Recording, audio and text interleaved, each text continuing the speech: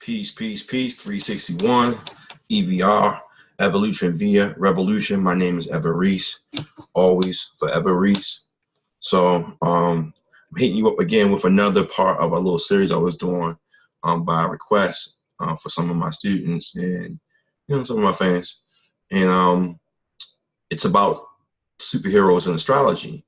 And I personally look at the archetype of the superhero as Sagittarius. Currently, the sun is actually in Sagittarius still, about 26 degrees. So we have a few degrees left before, it ingresses or transits into the next sign, which will be Capricorn. And so I want to take a little bit of time while the sun was still in Sagittarius, I talk more about it, in as far as comic books, storylines, archetypes, science fiction, fantasy, things like that. 'Cause that's what I'm into. Just to let you know, I'm a science fiction, fantasy comic book writer. I have published Starfall. You can catch issues. Actually, that's Starfall back there. You can catch issue 1 online. Just go to my Facebook, Everese, at facebook.com, and you can get a copy of Starfall. The great thing about that storyline is it's purely an astrological story. It goes into some of the series I'll be doing later on of creating with astrology. Like I said in the prior video, I follow a couple of astrologers that's really into archetypes, like Young astrology and things of that sort, like Alice Alice Howell, and this is a very good book. It's called Jungian Synchronocracy and Astrological Signs and Ages. I love this book. It's really good, very helpful. It really substantiates a lot of my own creative thoughts about the ages, and it's really helpful. Especially if you're doing science fiction, fantasy, and things of that nature. But check it out. Again, Corinne Kenner is a favorite for astrologers and writers.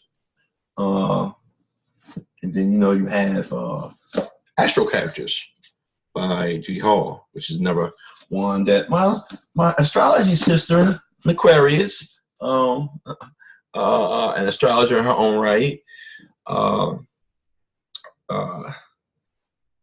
Tasha Swami, the number Swami, Tasha number Swami, she put me onto that, and that's one of the tools that I use and I have utilized to help me develop conceptual astrology, the astrology of creative visualization. One of the things about creating with astrology I love, it gets rid of writer's block or creator's block, straight up. So that's one of the things that I apply in my writings and apply in my astrological creativity, so I'm never stuck because of astrology. So I just want to give you some background for me and some of the material that I use. Like I said, I'm really heavily into archetypes and defining archetypes into keywords with astrology. One of my favorite keyword books is actually, this is tore up. This is the one I use all the time. This is not the one I have in my library back there, but it looks all messed up. I use it all the time. But, the astrological lineage is really good. I have this one too, which is really good. If you like, astrology of all ages, it's a real heavy book. I like that. So, I'm just showing you some of the books I use. This is Crisis of the Infant Earth right here. Just showing you some of the things that motivate me with astrology. I use the Magi astrology really work concepts.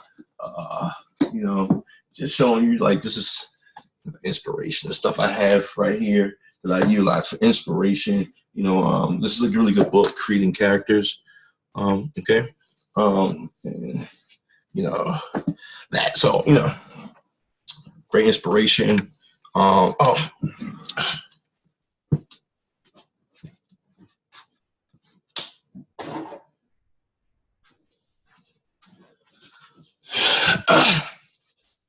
Starfall, number 1. Okay, so I want to talk to you about Sagittarius, and the last time I talked to you about Sagittarius in writing comic books, Sagittarius creating comic book characters, and Sagittarius comic book motifs, archetypes, and storylines, as well as science fiction and fantasy.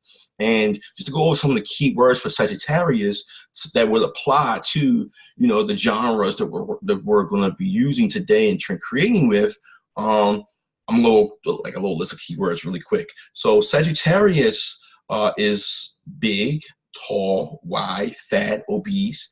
It is extraordinary. It is opulence. It is super rich. It's super, so it's expansive growth, heights, great heights beyond the horizon. Sagittarius is the foreigner. Some of the archetypes is the foreigner, the alien, the philosopher, the professor, the world traveler. Some of the archetypes for Sagittarius, the emperor, the world political state, the world leader, global leader, imperial person. Just some of the words: long distance travel, trucks, big animal like the elephant, things that are giants. So when you look at some of the key words to Sagittarius, you kind of can get a feel for some of the powers that will be naturally associated with Sagittarius, or that certain super characters or beings with extraordinary abilities could have if they were Sagittarius abilities, such as long distance travel. So that is teleportation, long distance teleportation, like a good Sagittarius, a good character that displays that Sagittarius power of long distance teleportation is the character named Gate that's in Marvel Comics, X-Men, Gateway.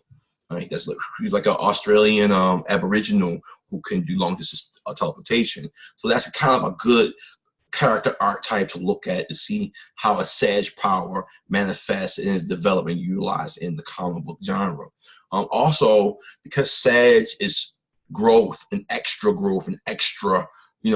it says it's extra. So, and in the parts of the body that says rules is like the thighs, the hips, the muscles, the expansive veins in the body, things of that nature.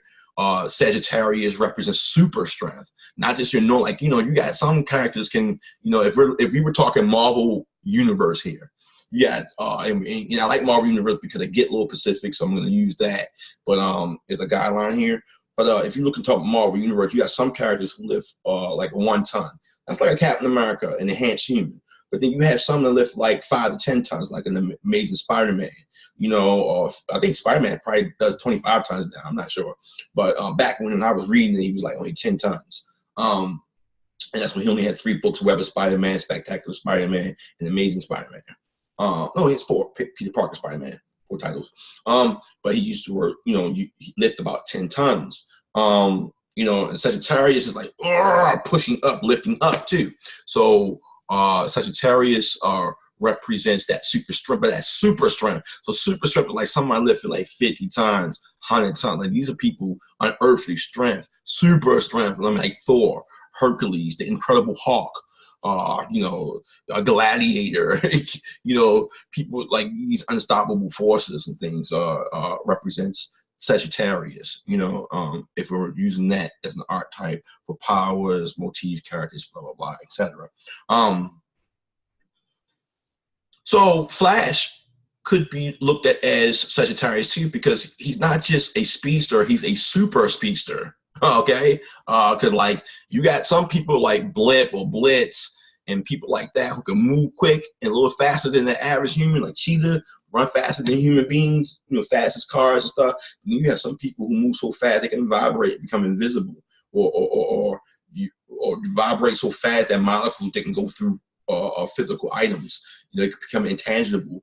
These are super speedsters like Flash, and he's connected to the speed force. And speed itself is Aries archetype: athleticism, speed, agility.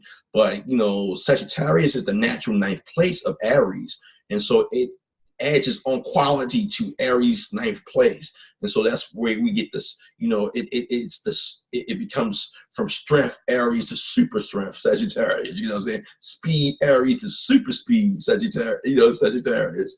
So I'm just giving you how my mind frame works and how it flows with how I manifest and how I explain, and come up with how these powers are associated with the signs through the, using astrological nomenclature. So let's look at that. So I just want to get real brief into that. You know, we spent a little time on that. Just, you know, I did it last time to show you different Sagittarius powers, you know, growth power. So, you know, giant man, Goliath, Black Goliath, you know, or the Incredible Hulk, super strength, super angry, you know, and how, you know, the Sagittarius powers can have, you know, have their own uniqueness, but also have a similarity to certain other archetype or signs like the fire signs. Which it has, you know, a trine, a natural trine, symbiotic relationship in astrology, and then you know, its relationship to the mutable signs because of, you know, that, or, you know, its relationship to, you know, the animal signs or the signs of its season, you know. So in similarity, it can be compatible with certain other powers and abilities and traits because of its natural compatibility in that way with certain signs, just like the signs of sextiles, you know, things of that nature. So you can see how those powers can go hand in hand when you're creating. But, you know, we mentioned that last time, and what I want to do is more of a live demonstration on how to create with astrology by taking the transit, the very transit right now, and just creating a story out there astrologically. I want to show you how to connect what is within to what is without, to bring what is above, below, here in the main reality, okay? And with astrology, just like that. You ain't gotta study this for a long time, nothing. I'm just gonna show you how to do it. It's very easy. I'm gonna do it in a practical way where people who don't know astrology could just pick it up. You're gonna have to, you know, you're gonna have to do a little studying. It's not hard, but a lot of the astrological archetypes you already know. You know, it's what we call Jung called the universal unconsciousness, but I call the universal consciousness.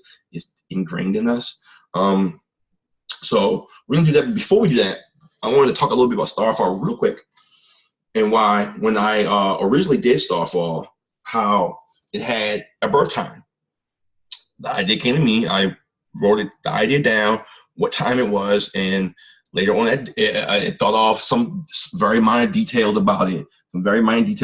And you know, I created the story, and as I created the story, I also began to write the story. When I created the story, I pulled up a chart. When I began to write the story, I pulled up a chart. The story has so Starfall has a native chart from when I thought of the idea, and then it has a progress chart. It has another chart from when I started to write it, and it also has progress charts, which I wrote part 2 and 3 and 4 based on those charts. Okay, and the thing about Starfall is I wrote the story scene by scene based on the rising of when I began to write it. I created the story in the deeper elements based on where the sun was when I thought of the story, and the planets were when I started the story. So the sun is the hero. Saturn is the bad guy, represents the bad guy. Mercury represents the call to the represents, like if you were reading Young and Astrology, not Young and Astrology, but you know, if you were reading the hero's journey, Mercury represent the messenger or the call to action, so forth and so forth, all throughout. And you know, for me, because I'm more of an advanced astrologer, the aspects that were formed in the chart kind of really gave me the ideas for the struggles and that the heroes and the antagonists would encounter in the story. Okay, but when I originally thought of Starfall, the sun was in Libra, and I thought, you know, a great group. It's an ensemble piece about more than one hero. And then when I kind of came back to the idea with my business partner Dion Floyd, check Dion Floyd out. Aquarius Entertainment CEO. He's on Facebook. Owner, writer, creator of Immortal Kiss, Urban Sprawl, which I have writing credits on. Check it out. Urban Sprawl is a cyber funk, you know, futuristic storyline. I think you'll love. And Immortal Kiss is about the underworld, the vampires going on, and of course we have Starfall. So again, with Starfall, I originally thought, when I thought of it, the sun was in Libra, but the ascendant was Sagittarius. So I took the combination of those things and started to create the story. When I went back and, you know, and revised the story after talking to Dion, the sun was in Aquarius, and the ascendant was, again, Sagittarius. Okay? And I loved it because it was synchronicity to me, because, again, when in the before series, I told you that Leo's the hero, and, you know, the fifth place of Leo naturally is Sagittarius, and it gives a Sagittarius quality to Leo's fifth place. And so if the place of heroism, the place of the hero of Leo is Sagittarius, then that's the superhero. So, you know, again, I'm just, you know, giving you my mind frame behind all that. So, you know, oh yeah, this is a great superhero concept. You know, it's going to be about a group. Because of Sagittarius, a lot of them are going to be aliens or immortals, or it's going to be a galactic global issue going on. You know, those are all the Sagittarian motifs involved. I saw that at the time, I think Saturn was in Scorpio and was about to go into Sagittarius, like 29 degrees or something like that, right? Isolating on that anaretic degree, you know, that powerful degree. So I decided to combine the elements of the 29th degree with the 0 degree of Sagittarius, where Saturn was at the time. And I wanted the hero to be someone who was a well-known, very powerful a villain from history. And that's why I developed the hero of Starfall to be Hitler. But, you know, I'm a big Marvel, DC fan, grew up with it. You remember the What If comic books and the Elfworld comic books? So I just kind of thought of, what if Hitler had became the sorcerer supreme of Earth? What if, you know, Hitler was God? You know, how would that happen? You know, influenced by my own things that I grew up with, like Indiana Jones, and I've always thought about, and I've already read a lot about Hitler. When I did the research, I realized he was the #1 bad guy that everyone talked about. So he was something that everybody from young to old could kind of connect to, you know, as far as a bad guy. So I decided on him and to give him powers, you know, and that was this kind of like this 29 degrees of Saturn, you know, at 29 degrees of Scorpio about to go into Sag, you know, it kind of represents that. But, you know, and you know, at the time, you know, the sun had moved into Aquarius, so I made the main protagonist kind of a female who was an enlightened being, a Zetepi Aeon, because Aquarius is enlightened, the genius, you know, and started putting story elements together like that. So I just wanted to show you something really quick. On Starfall issue 1, you notice that you see Empress Tai, one of the main characters. Empress Tai is a Sagittarius rising with a Cancer sun. Empress Tai has a bow in her hand, if you notice that. This is Aniqua Aset, the Zetepi Aeon. I was talking about the Aquarius, and she has the sun in Aquarius.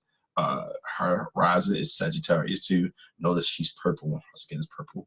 And of course, that is Glyph X. And that's not my character. That's actually said Pharaoh's character that he sponsored and allowed me to put in my storyline.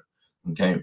But this goes back to the Libra quality of coming together with others and doing an ensemble piece. You know, Aquarius is stars, and we see it's called Starfall, and you see that we're called Aquarius Entertainment, which is back there. So, you know, I have a lot of Aquarius and Sagittarius colors on there. So even the cover represents the actual natal chart, which I'll show you real quick.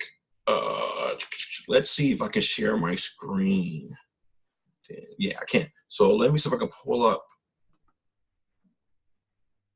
Starfall's chart real quick. I should have had it out, right? Starfall.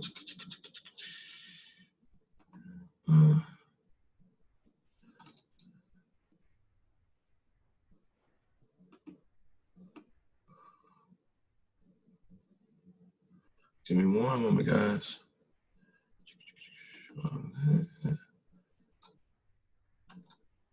See if I have it here. I have it in multiple places doing different things with it. So, that's that's Starfall. I'll do it. I got several. Open up. How far NATO?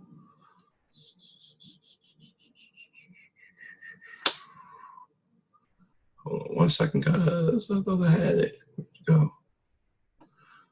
I'll do that one first.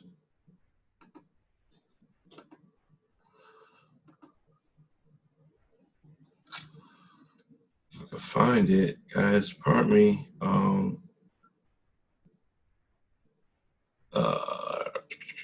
Well, I have something else I'm gonna show you guys. You know, pardon me. Wasn't able to bring up some things. Hold on, give me one moment. I want the paint. Open. Let's go back to documents. And you just gotta pardon me. I kind of went somewhere else, and now I wasn't prepared for it. Just give me one moment. And just wanna kind of give you guys some ideas of how I'm doing, creating storylines and everything. All right, here's one thing. So one of the things I wanted to share with you was this. So I'll see if I can share screens now. Share.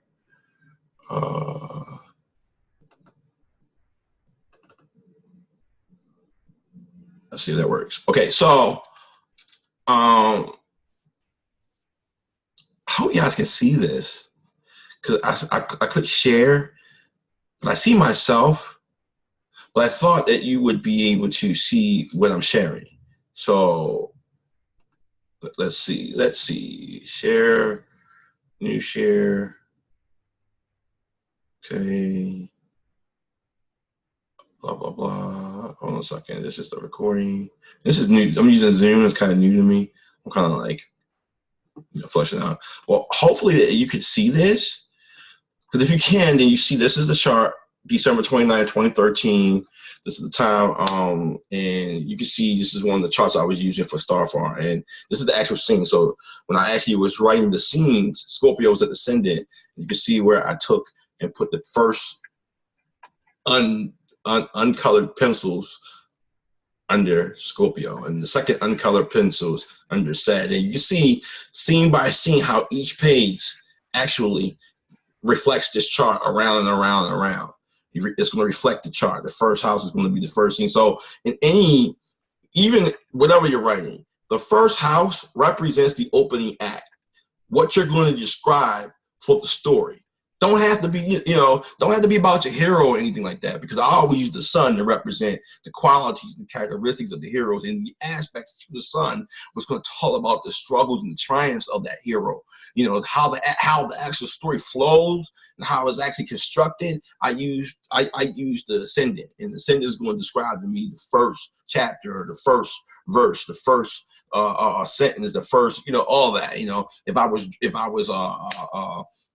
filming, it'd be the first act, the opening act. Boom, boom, boom. Just kind of want to show you that one. Let's go back. Let's go to stop share. Stop share. And then I'm back. And then I want to do another one really quick with you. See if I can do that one.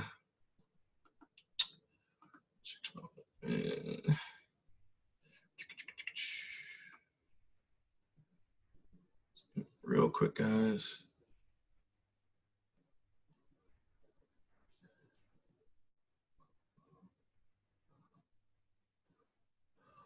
Off house. Let's see here.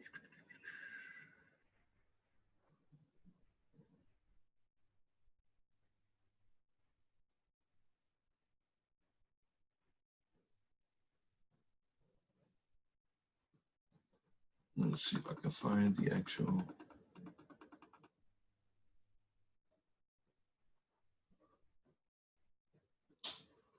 Let's see if we share this one real quick. I'm gonna zoom. I'm gonna go back to share. I'm gonna go here. All right, so I guess I'm sharing this one, and you can see this is the actual cover here, and it's next to the actual chart again. But I don't have each scene going around. I'm gonna do that later, just as I further develop it. But you can see the chart here again. I finally started to write it, and where the planets were, and I just flow just like that. So the very opening scene is going to be like Scorpio, dude. You know what I'm saying? When you open that book. So let's go to that. Let's let me stop share. We see Saturn is in Scorpio at this time, right? So we're going to stop sharing. There we go. Stop share. Let me open up.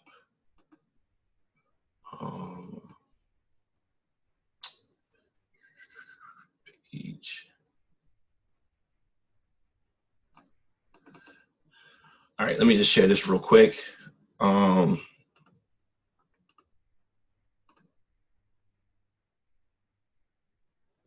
Okay, so share this again. So the very first page is Scorpionic with Saturn in it, and people are like, "Well, how is that?" Well, you have to realize that, and I'm also blending. I'm going from Scorpio to Sag too. You know, it's like that's how I'm writing. I'm writing in the formula of that natal chart. So you know, to write a Scorpionic scene that blends into Sag, and so with Saturn there, Saturn at the ascendant, I wanted an old castle look, to start in the old part of Germany, historical part of Germany. And I originally wanted, like, you know how those German flying saucers be looking? I want like 3 hours streaking past the you know, the castle. And but Sean Hill did the futuristic longboats. That was tight. So that was totally different. You know, your artists are gonna have their own vision, so you gotta incorporate that. So, you know, that was great. That was great. But I was just showing you again. Let me stop the share. I was showing you again how I'm using astrology to help develop the storyline. So that was with Starfall. Right now, currently the sun's in Sagittarius about 26 degrees, and I think Aquarius is on the ascendant. Aquarius is on the ascendant. So we're gonna look at that chart real quick. All right, let me just go to my, you know, my live charts, copy it, paste it. And then we're going to pull it up and look at it. All right. Boom. And just write some things down. That. Okay. Great. Okay. Okay. Do like that. All right. So we did like that. Storyline. We're going to do some creative writing with astrology. Today's focus, we're going to be creating with the transit and the sun's in Sagittarius. So the ascendant is Aquarius. So we're going to use the planets as they are to create a storyline, right? I'll open thin air. Okay, we're going to bring what is above down below, bring what is without, match it with what is above, what is without. So you're going to be synchronatic here with that. So I kind of like want to do that, but 1 second here. All right, now, so if Aquarius is on the ascendant and the sun's in Sag, that means our hero is Sagittarius. It has such great qualities, powers, and traits. So let's talk. That's going to how our hero is going to be Sag, and we also saw Aquarius at the ascendant. So our Sag is in the chart of Aquarius. It's like the 11th place, and I'm just going by natural astrology. I'm not going by degrees here, guys. Can't be too difficult right now. I want to be natural. Sagittarius is the hero. The sun also equals what the story is going to be about. Okay, it talks about not only the hero, but the purpose behind the storyline. So our story today, since we're pulling it out of the air from Sagittarius and the sun's there, it's going to be about aliens. Sagittarius is the alien. It's the foreigner, all right? Somebody from far away, somewhere out there, beyond the horizons. And so we're going to talk about some aliens today. And our hero is going to be an alien. Since the sun's in the the sun by transit right now is in the natural 11th place.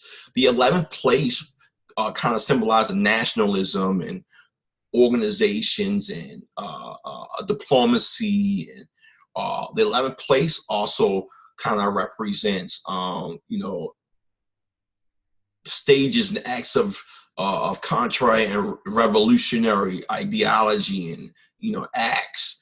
And so Maybe this is a story about some type of rebellion, or the 11th place also, kind of can represent uh, uh, uh, surprises.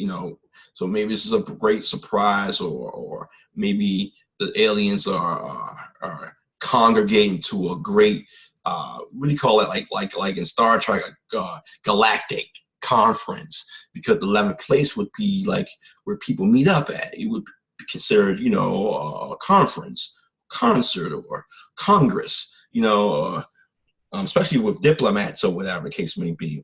And Jupiter is there, and so is Mercury. So Mercury's shortest in travel, Jupiter's longest in travel. So maybe our alien superhero, our alien hero of the story, is traveling to some type of diplomatic conference, galactic diplomatic conference. Like the Galactic Republic or the Empire is all gathering. They're part of that. Whatever the case may be, since Aquarius is descendant, Aquarius is going to represent our opening act for this. Saturn represents the bad guy. It's in Capricorn, and Pluto was there, so we got this bad guy who's probably a murderer or killing people, or using the old traditions to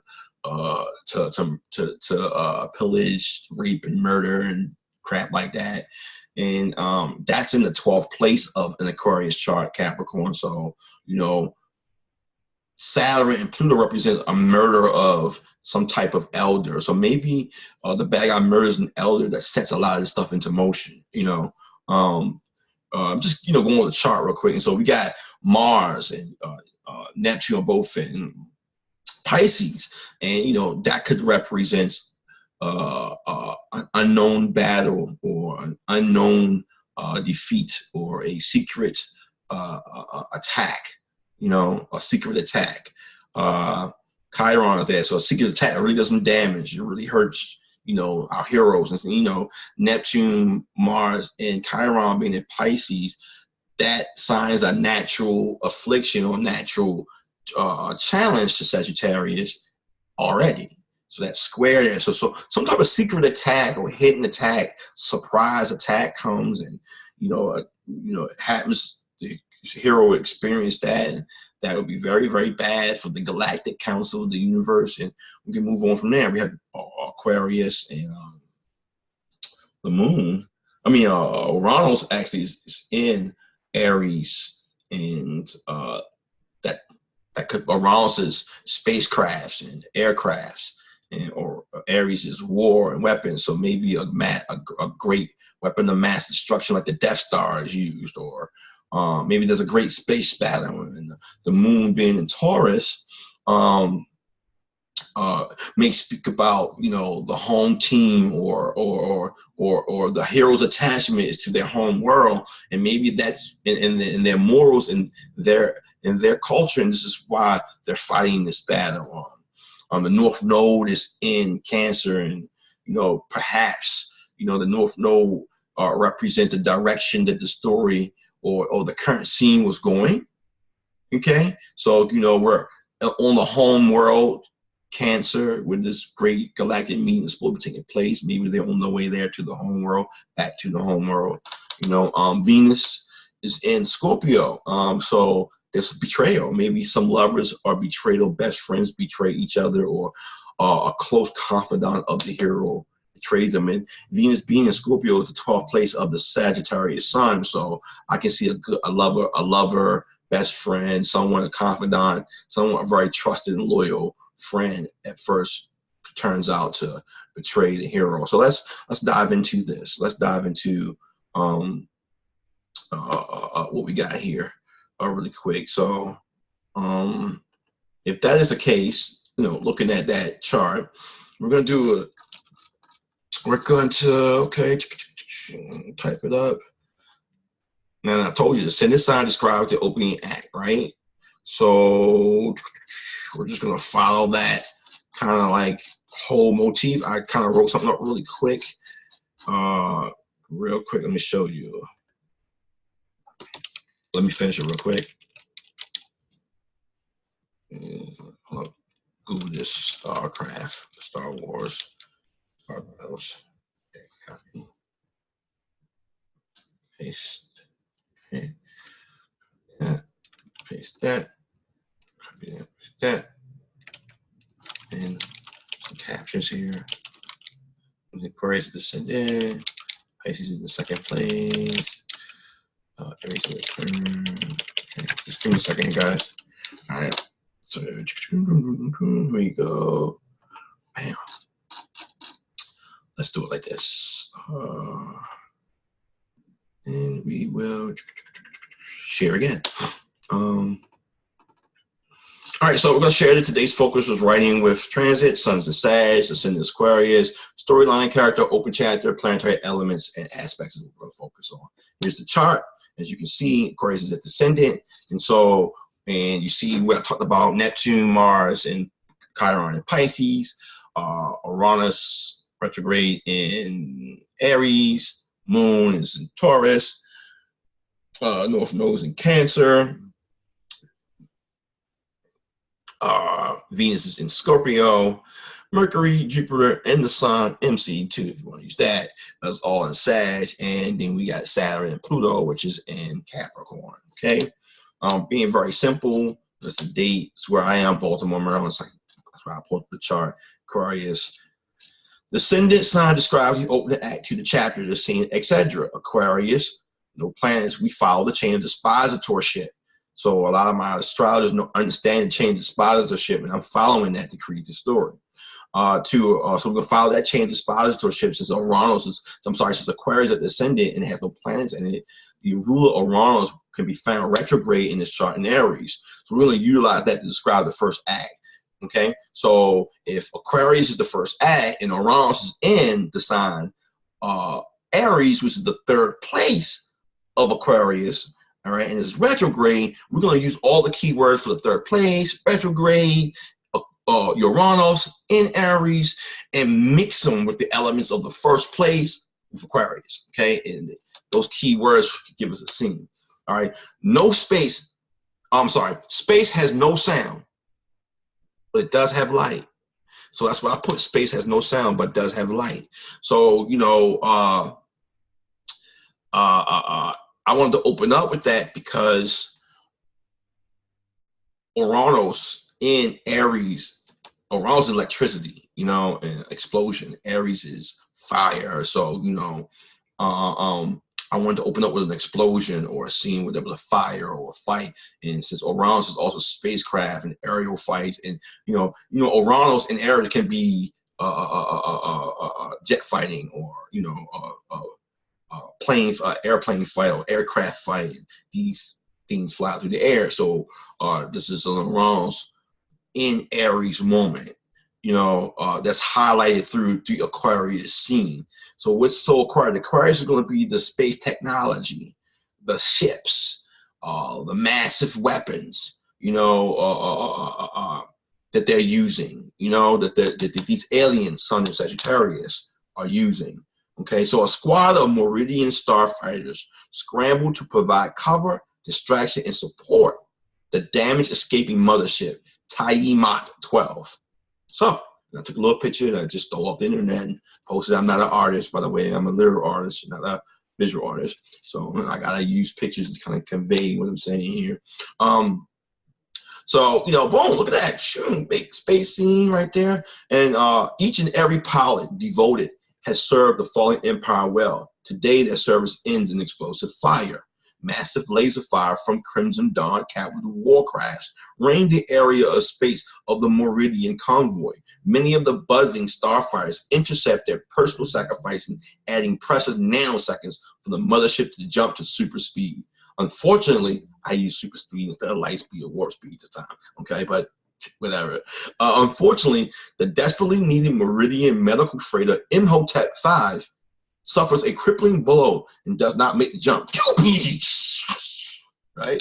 Isn't that like Uranus and Aries going on at the ascendant through Aquarius, right? All right, so that's how I look at it. And I threw another picture of some type of star battle again.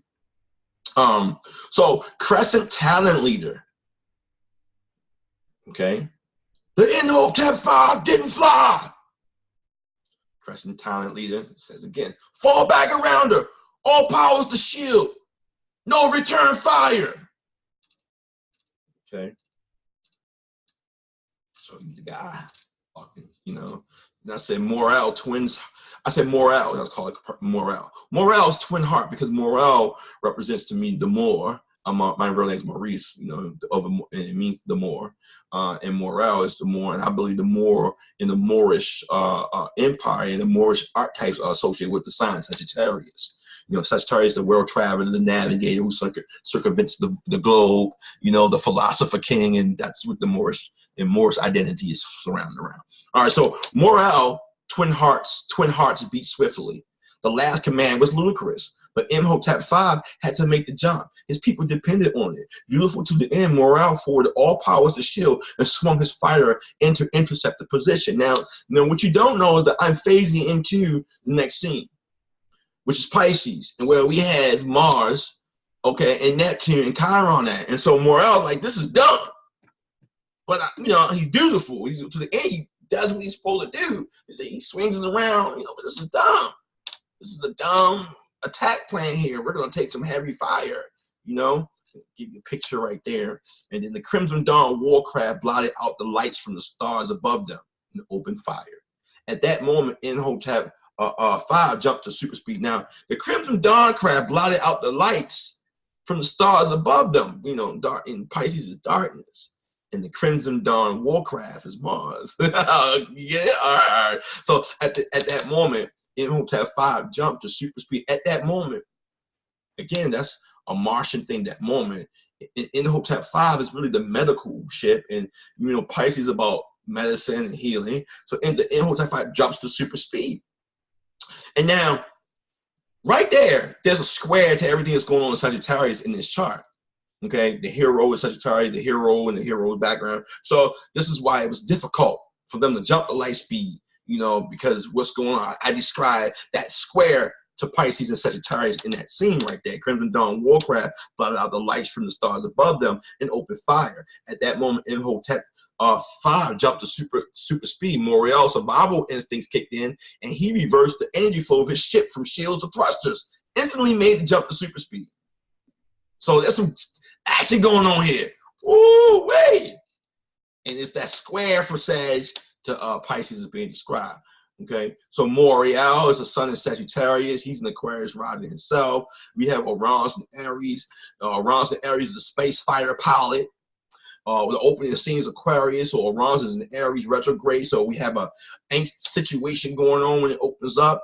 It's the third sign, the fourth place, so you know, a spaceship battle, a jump to light speed, Mars and Pisces, a medical ship, mothership under attack in deep space by enemy Armada. So all of these things describe this chart right here, describes that first and second scene, and we can keep going on to the third scene, you know. As Moriel comes out of light speed, because Aries will be the third scene, he's gonna come out of light speed, and all of the functions of the ships are dead. He's just limp in space. And this is going to describe the positive ship with the chain that goes back to Mars, Neptune conjunct in Pisces in that third scene. So he comes out and, you know, his ship's on fire. He dead in water in space. You know, a miracle has to happen. Pisces, you know, it has to happen. And so we can describe, you know, the moon now in Taurus, which is the next scene. That miracle actually does come and happen, where they see the mothership or the security ship, because even though the moon is in Taurus is at really 3 degrees, and Uranus at 28 degrees of Aries, so they kind of can jump by degree. So the mothership arrives, or some of the security guard of the mothership arrives in time to save them, pull them out of that, you know, that fighter, and get them onto some type of freighter where he can recoup. And then we can go to the next scene, which would be Gemini, where he gives a report, or he's involved in a meeting, because Mercury's actually in Sag with Jupiter there. So then he's pulled into a really big meeting of the surviving pilots, and they discuss what goes on. And that's when I can give you some details into the history and the truth about the story, because the sun is there. I can describe it. This is an empire, a fallen royal house who was trying to escape the usurpers of their empire, and then they're reassessing the damage control over what they got left. You know, that would be like that Gemini going to Cancer. So I'm just showing you, you know, how I flow with the story, how I use the actual natal chart of the idea, the birth of the idea to create, to help me bring about the fruition of the ideas that I have. Each idea have its own birth chart. So, you know, the great thing about that is not just the creative part about it, but, you know, a lot of people are in the marketing, right? And so after you create your project, you can then go back to that chart and look at its, look at it at a Jupiter in its chart, and Jupiter aspect of the chart to see the best way to publish it. Venus, the best avenue to take to make money and partner up with other vendors or whoever you got to do, you know, to get on the project. On Mars, the best time to launch it, and or you know, depending on what aspects you use. Or if you just want to use the chart and the housing system, then you know the second house is going to represent how to make money from it, and the ninth house is going to show you how to publish it and market it in the mass market it to get it out there. You know, so you could also use the chart of the idea chart as a practical means to facilitate, manifest, and distribute that idea. Okay. Kind of wanted to talk about that real quick. So, you know, we kind of created a story which about these aliens having some kind of space battle in space, and we created that based upon the transit. But check it out. That's just me. I'm a science fiction writer. I love science fiction. I'm gonna think about alien. Sagittarius sun could be it's at the 26th degree. So it's in the third let me stop share. So stop share. So okay, so it's in the third decan of Sagittarius, which happens to be Aries. And look, we created a space fight, an alien space fight. But see how the synchronicity is right there? That just came off the dome. So, you know, that shows you how sacred it is when you're creating with nature, and nature is creating with you. You know, and this is how you can synchronize your creativity, which was within, with the stars, which are above, and which was within, with the stars, which are without, and bring that energy from the star, which is above, down below through you as a vehicle, as a channel, as a focal for that creative spirit and imagination, imaginative power. You know, so I just wanted to, we just grab out at the end. That chart, though, again, don't have to be an alien. That could literally be a story about, since the sun is in Sagittarius with Mercury there, and a story, and the sun represents lovers and love affairs, and it has Jupiter there, and so it could be about a guy or female. I said guy because Sagittarius is a fire sign, but a man or your hero or your hero, how you've envisioned them, coming to a foreign place and find love, and it could be about the struggles of how they find love, because there's a square there right now with everything going to Neptune. So the struggle will be about Mars and Neptune and Chiron in Pisces square, you know, a secret enemy because of that love affair, things of that matter. So it could be about a person coming to another country, an immigrant, and seeking success and fortune and finding love, and about the trials and tribulations that they have to go through, you know, to find their success. This could be about a period piece about the rise and fall of an emperor or a royal house or family. This could be a story just about going to different cultures and learning how to understand them and assimilate different cultures and things of that nature. Like I said, I'm a black man or more. And so when I create stories and the heroes are not like me, or the story's not like about my culture, that's a foreign thing too. So, you know, if you're a white person and you decide, well, I'm going to create a story about black, like Black Panther, like Stanley did. It's a white person who created the Black Panther or Luke Cage. And so this would be a reflection of something like that, where a white person or a group of white people create an idea that is foreign to their culture, such as how the Black Panther was foreign to Stanley and Jack Kirby. They're not Africans or Wakandans, or they have no idea, you know, they never lived, you know, that black experience, but they had people around them and they educated themselves. You know, they had their own ideas about that. And they did the same thing with Luke Cage, Power Man, you know, or or black lightning, or a lot of the characters to like Storm. Those characters were not created by black human beings or Moorish human beings, or human beings of high melanin content. And that is a culture that surrounds those type of human beings. And so when other people, and we talk about too, how other people, outsiders, just take our story and they tell it like, gods of Egypt, we didn't see any black folk or people of high melanin content in there, and we feel that they're telling our story, but they put their face on it. So I think in a way,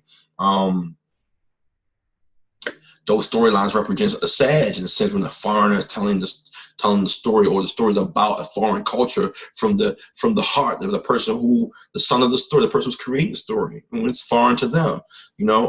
So like, if I could recreate it like Thor, I'm going to say Thor represented with Thursday, Jupiter Day, and represents is connected to Sagittarius as well. If I was to rewrite it, the alternative adventures of Thor, where Thor is cursed again by Odin for some fuck up he does, a great fuck up he does in heaven, and it casts him to Midgard, and he falls down to Compton, LA, where he don't remember who he is. So he falls down, and as a young boy doesn't remember who he is, and a woman finds him and begins to raise him in the hood.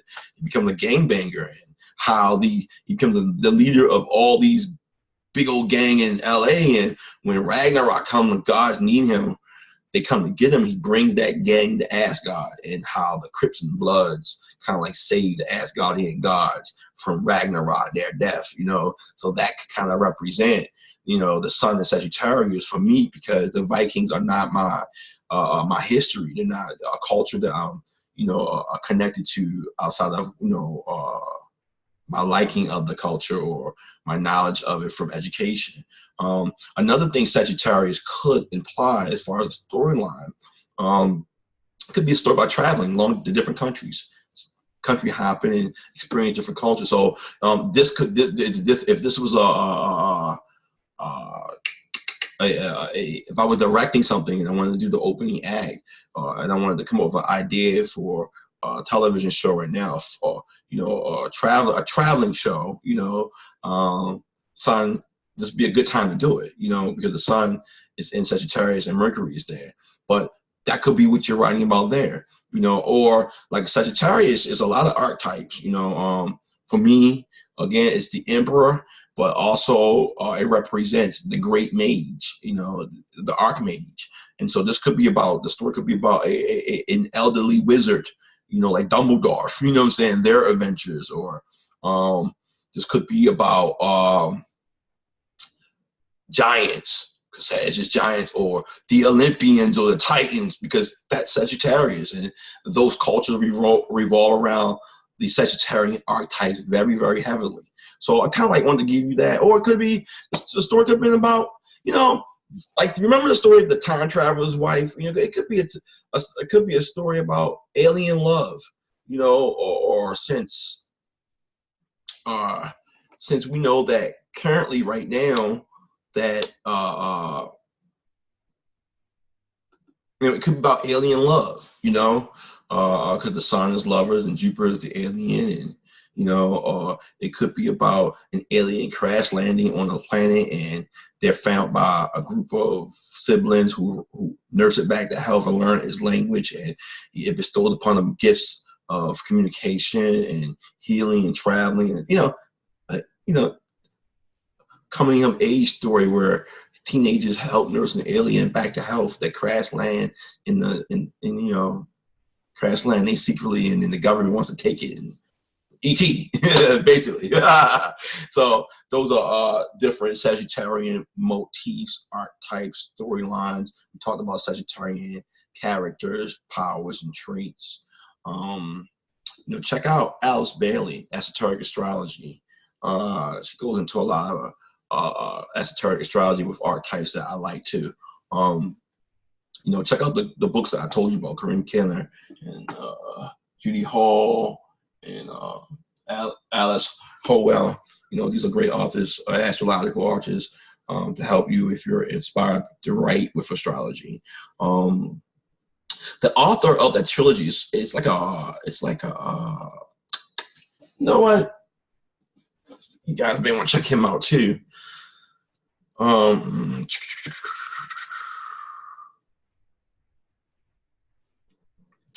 She talks about him, and he's the author of like the Omen trilogy, I think, with the Damien or the Antichrist trilogy, and he like creates charts for his characters, and so does a lot of people. Like I told you in the prior one, I looked the chart for Harry Potter, and I progressed that chart, and it represents every progressed chart represented each one of those movies. Just using his age to progress the charts, and it's significant, man. So astrology is being used in art and creativity already.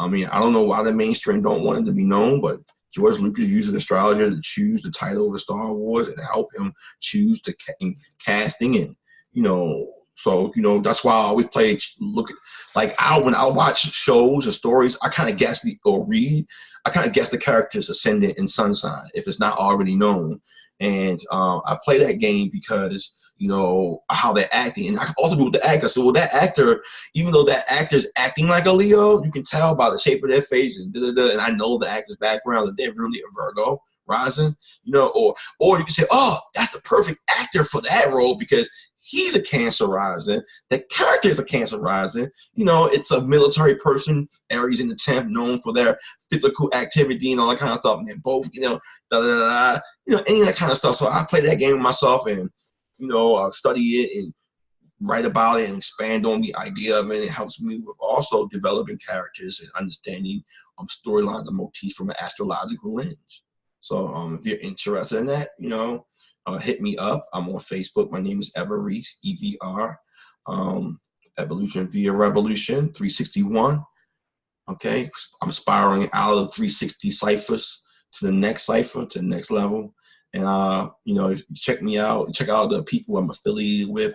I learned astrology through Ra Akul, the cosmophysician, and I'm a cosmophysician. I am affiliated with with Cosmophysics, the Society of Cosmophysics, which is a sovereign society of us Black astrologers or Moorish astrologers. I learned astrology through that format, cosmophysics format, and took it and branched out to conceptual cosmophysics, which I call conceptual astrology. And I'm using it for writing, creating characters, storylines, motifs, mostly science fiction, action, adventure, and fantasy, comic books. But it can be used for anything. Doesn't have to be the way I like it. Just like it doesn't have to be used for writing. Using the same principle of the transit. If I was an artist in Aquarius was on the ascendant and the sun was in Sag, Aquarius, the ascendant is telling you, synchronizing you right then and there with nature what to draw if you didn't know what to draw. So you can get rid of creator's block or writer's block. The live transit will tell you what to draw. It will bring out of you what will be balanced for you and nature. And we could do that chart now and, come up with a portrait. The sun's in Sagittarius. So if I was an artist and I can't draw, I can imagine a portrait, or a photographer, a portrait or the scene of an open prairie with buffalo and men on horse overlooking from a hill. And this is all Sagittarius. Or,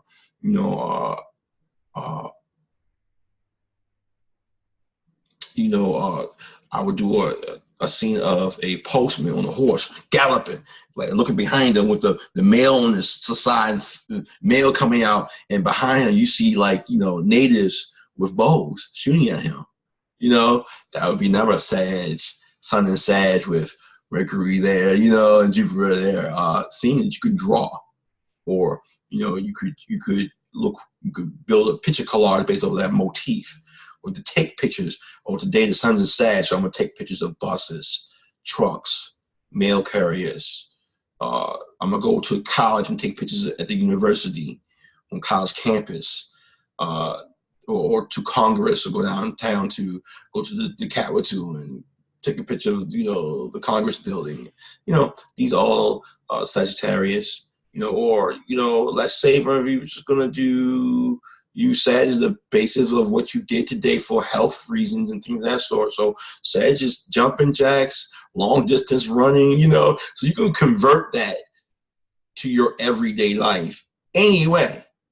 I use it for writing and my creative writing and other things too, but I'm just focused on that now. But that's my philosophy. That's my lifestyle, 361 cosmophysics lifestyle, you know. So I just wanted to kind of like give you all that and do a follow-up video to the first video. I'm not really into the video thing. I'm getting better at it, I think. I hope this comes out well. And I hope you all learn something from it and gain something that can help you grow in your creativity and synchronize what is within your creative muse within with the universal muse without, you know, what is above, as above, so below, cosmophysics. So, you know, that's peace. 361. No.